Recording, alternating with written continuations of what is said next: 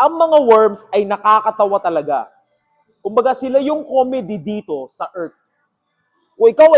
Kung ikaw ay worms, isa ka sa mga part ng mga clown. Na alam mo yun? Pan. Ikaw yung tipong ganun. Clown. Kumbaga, kailangan ka rin namin kasama dito sa Earth na to. Kasi, boring ang isang palabas kung walang bullshit na nangyayari. Kumbaga, may mapapanood kang movie na kahit sobrang seryoso, pero meron talagang pipitik dyan na may nakakatawa. Kahit konti lang, kahit 0.1% na isang scene na nakakatawa. At yun yung part ng mga worms dito sa Earth. Pag-uusapan natin to, ano ba ang talagang silbi na itong mga worms? Pinabilog-bilog ko ang tao, ayaw magpasakop sa mga bobo. Gusto ko lang salohin ang mga pera ko, ayoko lang sila isabit sa mga pangarap ko. Yes ka na ba nakanood ng movies na may comedy palagi? Kahit sabi mo pa nga movie na mafia, or kahit sabi mo pa nga movie na horror, meron talagang isang clip, kumbaga meron talagang scene na 3 seconds na nakakatawa. Kumbaga hindi kasi mabubuo yung movie na yon nang walang tatama na isang emotion na nakakatawa kahit pa paano. At yun ang part ng mga worms dito sa Earth. Pero hindi sila yung bida. Kumbaga ano lang sila, kumbaga pasilip lang ng konti. Kasi boring talaga dun eh. Meron talaga mga movie na nakakatawa. Kung gusto mo talaga movie na nakakatawa, yun, panoorin mo. Kumbaga gusto mo talaga yung mundong worms, dun ka. Kumbaga, alamin mo, magpakasupot ka. Maging hindi ka consistent. Maging worst version ka. Maangas din naman yung kwento na yun. Kakaibang kwento rin yun. Diba? Hindi naman porket sinabi na walang kwenta ang comedy sa isang palabas, ibig sabihin, kumbaga kahit 1 second lang yung nakakatawa na yun, ibig sabihin wala nang kwento yung nakakatawa. Hindi. May mga tao talagang interesado doon. Talagang paulit-ulit nila papanoorin yun. Talagang, isipin mo sa astig na movie na to, kunyari Marvel, or mga superhero, or mga love story, or mga horror movie. Ang tumatak sa mga tao na, alam mo yung ginagawa niya, no? Yung isang scene doon na nakakatawa, gano'n, kumbaga doon sila natutuwa. So, baka pandun lang talaga sila. So, kung ikaw,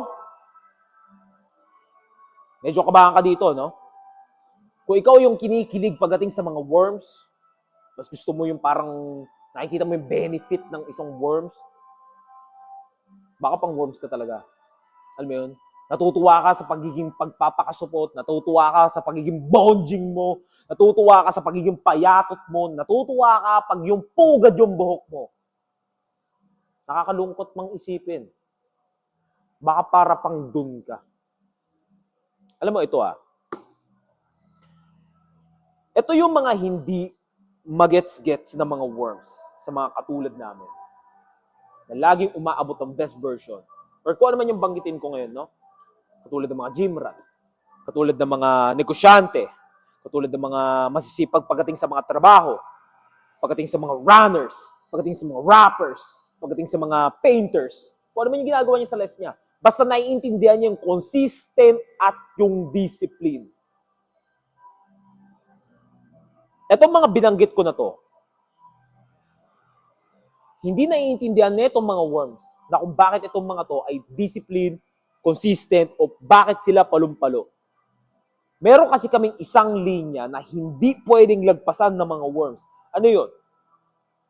Sa mga katulad namin, katulad ko, makikita mo ako lagi nasa gym. Pwede mong sabihan na tulongges, arrogante, tatanga-tanga, o bobopols-bopols, o hindi alam niya yung mga pinaggagawa niya, o ignorante, o arrogante, kung ano man yan. Pero meron silang isang linya na hindi nila masasabi, kundi yung quitter. Hindi nila masasabi yun. Sa lahat ng mga nanonood, hindi mo pwedeng sabihin kay Tela na quitter ka, Tela. Kahit anong tignan mong anggulo, hindi mo kakayanin. na sabihin yun. Kahit pa sabihin mo na tangina nito, ko-content po, tangina nito, panay gym ng gym mo. Hindi mo masabing quitter. Hindi mo mapitawan yung linya na yun. Alam mo ba, dito sa earth na to, ang pinaka-worst na tao dito sa earth ay yung mga quitter. Pinaka-worst. Isipin mo, walang tinatapos tong mga to. Walang ginagawa kundi lahat ng solution nila ay mag-quit. Nakakalungkot. Diba? Isipin mo, gusto niyo maging best version. Hindi niya maabot yun kasi quitter siya. Kahit pa, yung paniwalaan natin na magic sa taas, kung ano man yung mga paniniwala mo na universe, or yung mga God, or yung mga swerte, or yung mga lucky, or naniniwala ka kay genie, hindi ka maisasalba nito. Kasi isa kang ganap na quitter.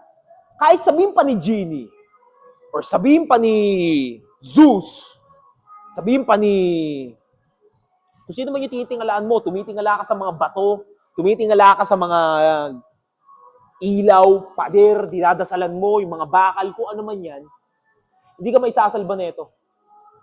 Kasi, pag binigyan ka ng challenge, ang pinakang solution mo ay quit.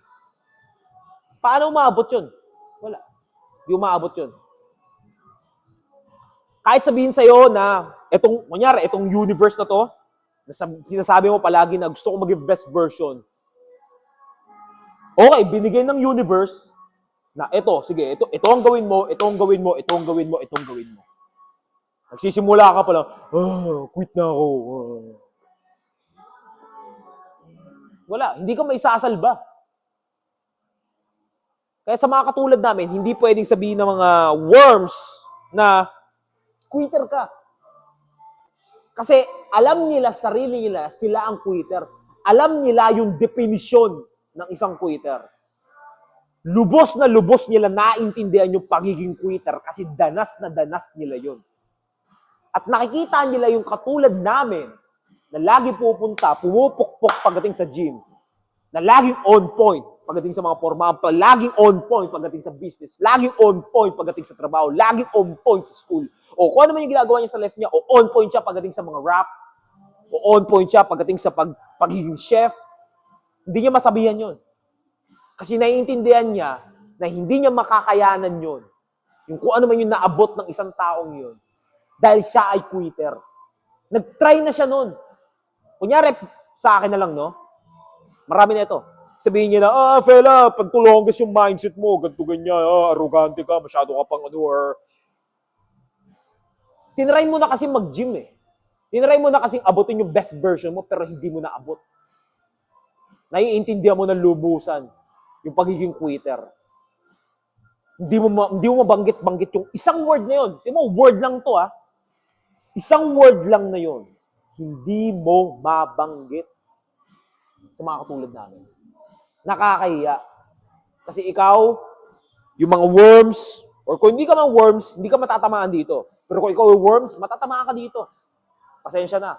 Kahit umilag ka pa, kahit magmala-matrix ka pa ng galaw, masasapul ka dito.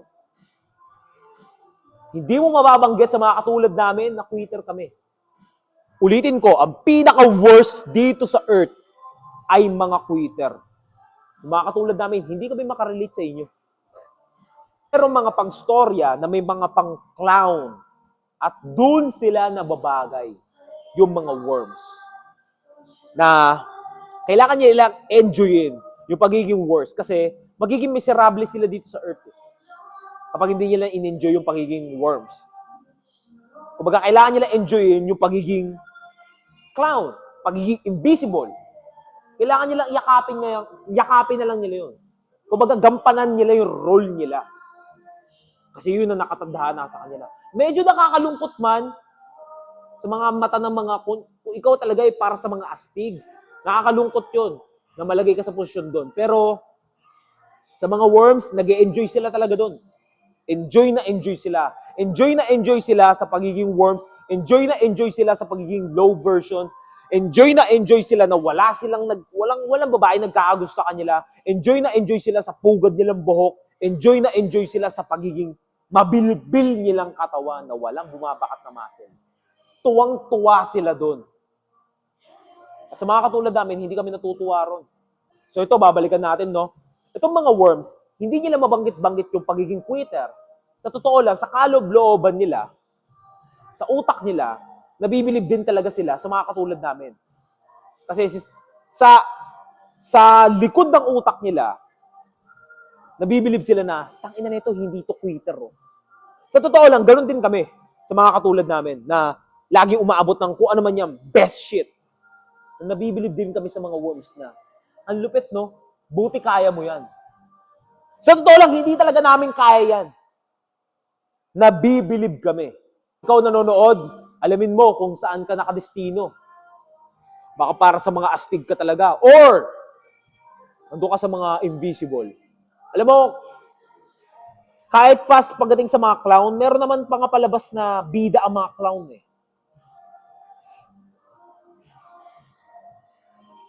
Yun nga lang, magiging clown ka nga lang. Kung comedian ka, bida ka pa rin naman eh, sa mga comedian. Sa mga comedy movies. Pwede ka maging top 1 sa movies ng mga comedy. Pwede mo naman yakapin yun eh. Diba? Hindi, kunyari, si James Bond. No? Si James Bond ba ay kaya niyang gawin yung role ng pagiging comedian? Hindi niya kaya eh. Hindi niya kaya eh. Para doon talaga siya sa mga action. Nandun lagi siya sa mga action. Doon siya talaga nababagay. Mukha siyang professional tignan. Pero itong mga clown, hindi sila nababagay pagdating sa mga action. Pagdating sa mga bida, sa mga astig. Doon talaga sila nababagay sa mga clown. Ano masabi niyo dito, fella, sa mismong video to? Mag-comment kayo dito sa baba. O positive man yan or negative. Kung ano yung nilalaman ng utak ninyo, i-comment nyo dito. Lahat. O, kung napa-improve ka ni fella, for sure, marami na ako napa-improve. Kung napa-improve ka ni fella, mag-comment ka dito. Kung nakita mo to sa free Telegram channel ko, mag-comment ka. Kung ikaw nakita mo to sa TikTok, mag-comment ka. Kung saan mo man to nakita, mag-comment ka. Kung first time mo lang to nakita si fella, mag-comment ka rin. Kung ano man yan. Kung ano yung nilalaman ng utak mo ngayon, na mismong oras na to, itong segundo na to, i-comment mo dito sa baba. Dahil gusto kong basahin yan, dahil interesado akong basahin yan. Last na nakaklik yung bell button, subscribe din kayo. Kasi dito sa YouTube ko na to, hindi ako nagpo-post dito na itong araw na to, itong bukas, magpo-post ako dito sa YouTube. Hindi. Nagbibigla ako. Bigla-bigla na lang ako nagpo-post. Bigla-bigla na lang ako naglalapag ng videos dito. Para updated ka kay fella. And sa lahat ng mga fellas dyan, i-follow nyo ako sa lahat ng mga plataforma ko. Makikita nyo dyan sa description. Nandiyan yung YouTube ko, nandiyan yung TikTok ko, nandiyan yung Facebook ko, yung Instagram ko. And kung ikaw ay busy person, kung ikaw ay inaabot ng best version, for sure, sa lahat ng mga nanonood dito, umaabot ng best version dahil isa ka sa mga fellas, no? Kung ikaw ay busy person, may ginagawa ka talagang real na hard work, na hustling sa sarili mo, panigurado, nakaka-relate kayo sa akin, no? Makaka-relate ako sa inyo na naiintindihan ko yung mga sitwasyon ninyo na wala kayong masyadong time pagdating sa mga cellphone, na hindi kayo, kunyari, nasa trabaho ka man, no? Hindi ka makapag-earphone, hindi ka makapag-sounds. Ang pinakang bagay sa'yo ay pumasok ka sa free Telegram channel ni Fella.